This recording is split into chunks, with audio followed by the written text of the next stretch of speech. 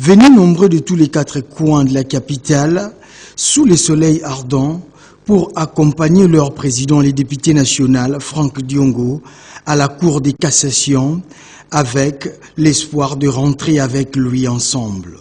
Mais cela n'a pas été le cas, pour une raison, l'absence d'un juge qui séjourne en dehors de la capitale, précisément au Nord Kivu. Ce qui a poussé le tribunal de ne pas prononcer le verdict. Ainsi, l'issue du procès est repoussée pour le 3 août prochain. Un des juges n'était pas venu, il serait en voyage et la cour étant irrégulière ne peut pas recevoir les réquisitoires du ministère public. On a été là pour écouter ou auditionner l'avis du ministère public pour permettre à la cour de prendre l'affaire en délibéré et de rendre son arrêt quant à l'acquittement de Franck Diongo ou non. Puisque l'objectif de la révision, c'est l'acquittement de Franck Diongo au cas où la Cour déclarerait recevable et fondée la requête en révision. Donc nous allons nous retrouver ici le 3 août pour pouvoir poursuivre la procédure.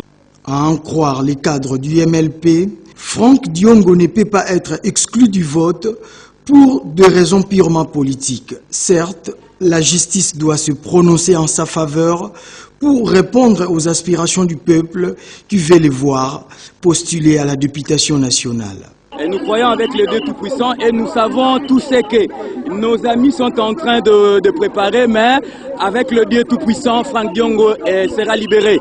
Franck Diongo sera libéré. Je vous confirme, il est candidat, il est déjà en route pour aller obtenir sa carte électeur à Ngaliema.